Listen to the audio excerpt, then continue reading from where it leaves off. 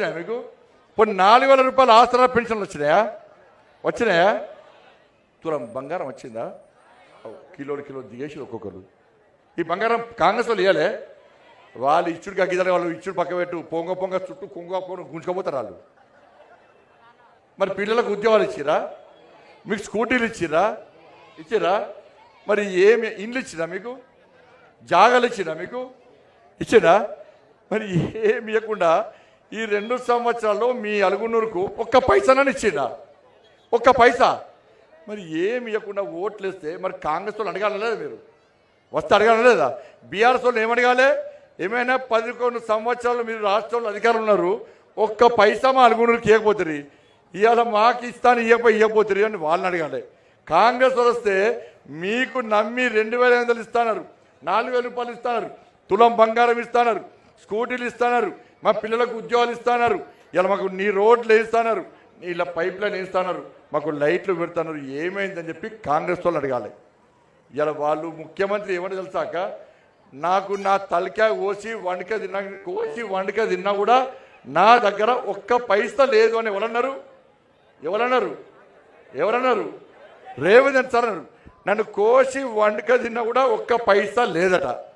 ఇంకేమన్నా తెలుసా, నేను ఢిల్లీ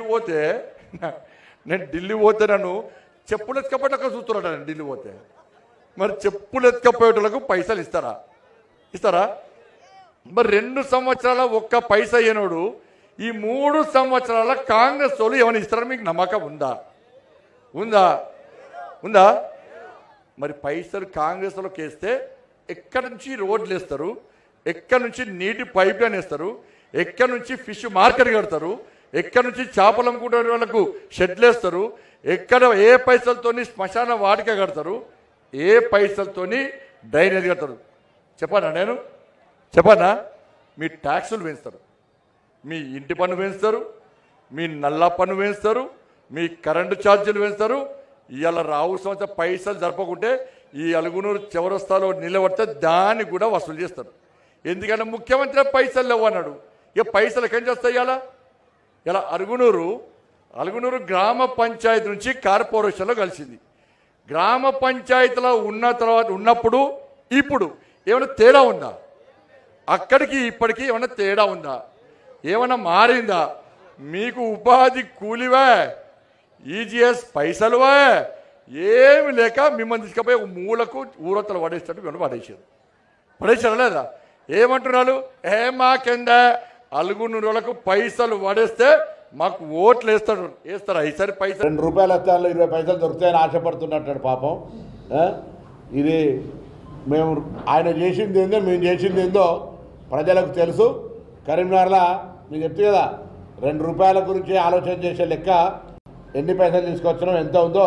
వారు శాసనసభ్యుడు కదా, అసలు 2 సంవత్సరాలుగా మంత్రి పదవి అయిపోయి ఓడిపోయిన తర్వాత అసలు కరీంనగర్లో ఏదైనా కార్యక్రమంలో ఉంటున్నారా వారు?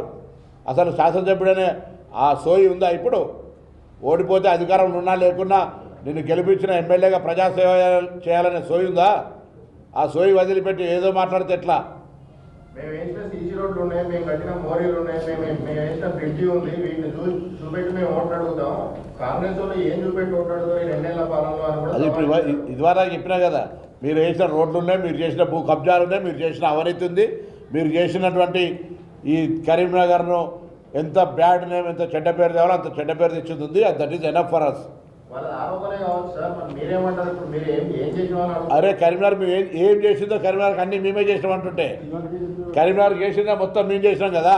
కాదని ఏదో చూపెట్టమని ఒకటి మేము వాళ్ళు చెప్తున్నది ఏదో మేము చేయదు ఏదో ఒకటి చూపెట్టమంటుంటే. సరే I'm MA politics, I'm not MA జ్యోతిష్కం. మెజార్టీ స్థానాలు గెలవాలని మా కృషి కొనసాగుతుంది.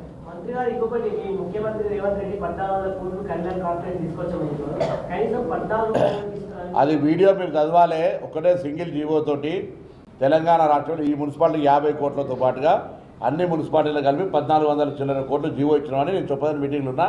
ఆయనకు అర్థం కాక ఏదో వక్రీకరించి